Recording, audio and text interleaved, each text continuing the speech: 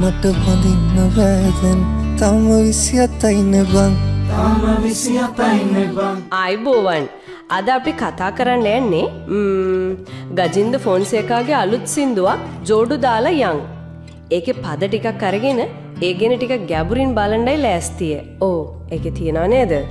අර අපේ අවධානය ගන්න කාරණා කීපයක්ම. විශේෂයෙන්ම අර තමන් තවම තරුණයි කියලා හිතන කෙනෙක් වයස 27ක වගේ නේද කියන්නේ. ඔව් හරියටම කිව්වොත් 27යි. ඉතින් එයාට අම්මගෙන් එනවා බලපෑමක් බඳින්න කියලා. අන්න ඒක තමයි කේන්ද්‍රීය කාරණය. එයා ඒකට ප්‍රතිචාර දක්වන විදිහ තමයි මේ සින්දුවෙන් කියවෙන්නේ. ඒක තමයි. ඒ කියන්නේ අර සමාජයේ බලාපොරොත්තු, පවුලේ අයගේ බලාපොරොත්තු. ඔව්. ඒවා එක තමන්ගේ පෞද්ගලික කැමැත්ත, තමන්ගේ ප්ලෑන්ස් ගැටෙන තැනක් මේක. අර පදේ තියෙන්නේ අම්මා මාව බඳවන්න හරි කලබලයිනේ බං කියලා. අන්න ඒක. මට බෑ දැන් තාම 27යි. ඒ බං කියනකොට අර පීඩනය කොච්චරද කියන එක දැනෙනව නේද? ඒක ඇත්ත. ඒ කියන්නේ ඒක වයස විතරක්ම නෙවෙයි. ඒ වයසත් එක්ක එන එයම් අර නිදහසක් පිළිබඳ අදහසක් වෙන්නත් පුළුවන්. හරියටම ඒ නිදහස නැති වෙයි කියන බය වෙන්නත් පුළුවන්. ඉතින් ඒ පීඩනයට උත්තර විදියට යා තෝරගන්න පාරත් හරිම රසවත්. එයා කෙලිම අර කෙල්ලට කතා කරනවා. ඔව් ඔයා මට මනාපනම් බං අපි ජෝඩු දාලා යන්. ඒක හරිම ඩයිරෙක්ට් නේද? හරිම කෙලින්. ආයේ මං හවසට කැන්දන් යන්නම් කියන එකේ තියෙනවා අර හදිස්සියක් ඉක්මන් විසඳුමක් ඕනේ වගේ. ඒක අර පීඩණයෙන් ගැලවෙන්න තියෙන වොමනාව වගේම තමන්ගේ ආදරය ගැන තීරණයක් ගන්න උත්සාහයක්. මේක නිකම්ම පැනලා යනවා කියන එකට වඩා ටිකක් එහා ගිය දෙයක් වගේ මට හිතෙන්නේ. ඔව් ඒක එහෙම තමයි.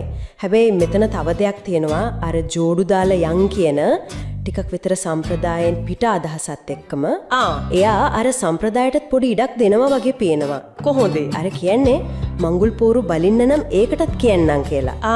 හරි හරි. ඒ කියන්නේ මංගුල් පෝරුව කියන අදහස සම්පූර්ණයෙන්ම අයින් කරලා නැහැ. අන්න ඒක. මංගුල් පෝරුව කියන්නේ අපේ කල්චර් එකේ විවාහයේ ප්‍රධානම සංකේතයක් නේ. ඔව්. හැබැයි ඒක වෙන්න ඕන තමන්ට ඕන විදිහට තමන්ට ඕන වෙලාවට කියලාද? එහෙම වෙන්න පුළුවන්. ඒ කියන්නේ ටයිමින් එක ප්‍රොසීජර් එක යා තීරණය කරන්න හදනවා වගේ. අර කන්ට්‍රෝල් එක තමන් අතට ගන්නවා. ඒක හොඳ නිරීක්ෂණයක්. ඒ කියන්නේ සම්පූර්ණ විප්ලවයක් නෙමෙයි සම්ප්‍රදායයක යම් නෙගෝසියේෂන් එකක් ගනුදෙනුවක් කරන්න හදනවා වගේ. ඔව්. ඒ අතරේ ආදරය ප්‍රකාශ කරන විදිහත් බලන්නකෝ. දැන් මං කියන්න ඔයා මගේ නෝනාම කියලා බං. හරිම අසර්ටිව් නේද? ඔව්. ඒ වගේම නුඹ වෙන කාටවත් දෙන්න බෑ මට.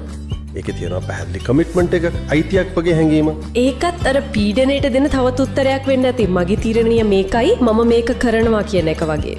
ඒක වෙන්න පුළුවන්. අපි මේක අපේ ශ්‍රී ලංකාවේ කන්ටෙක්ස්ට් එකේ බැලුවත් මේ දෙමව්පියන්ගේ විශේෂයෙන් අම්මගේ ඉන්ෆ්ලුවන්ස් එක විවාහ තීරණවලදී කොච්චර ලොකුද කියන එක මේකෙන් මතක් වෙනවා. ඒක ඇත්තටම සමාජයේ යථාර්ථයක් නේ. ඔව්. අනික අර ජෝඩු දාලා යෑම කියන කන්සෙප්ට් එක.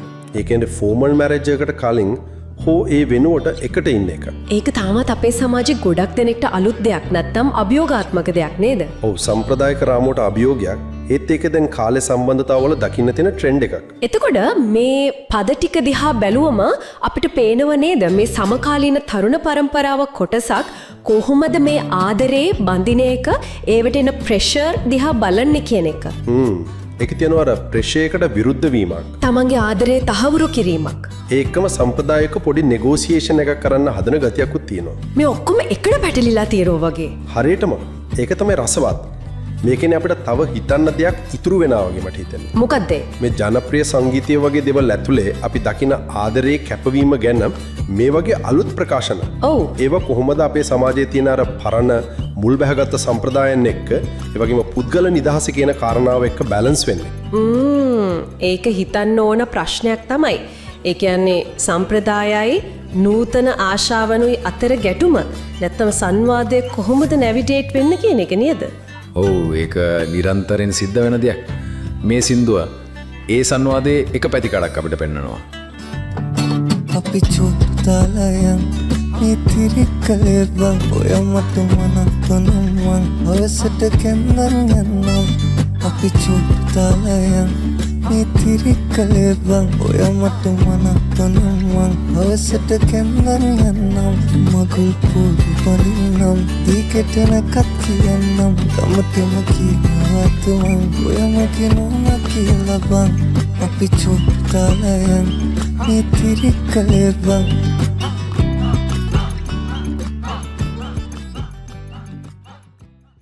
මේ වගේ අලුත් නිර්මාණ වීඩියෝස් හැමදාම අහන්න දකින්න රේඩියෝ කල්තර අපේ YouTube channel එක subscribe කරන්න. මතකතුව පල්ලෙහා තියෙන bell button එක ඔබලා අලුත් නිර්මාණ ගැන ඉක්මනින්ම දැනගන්න. අලුත් වෙන ලෝකයේ අලුත්ම තතු ඔයගොල්ලෝ එක්ක බෙදා ගන්න අපි සූදානම්. එහෙමනම් ආයෙත් අලුත් වීඩියෝ එකකින් හම්බ වෙනකන් හැමෝටම සුබ දවසක්.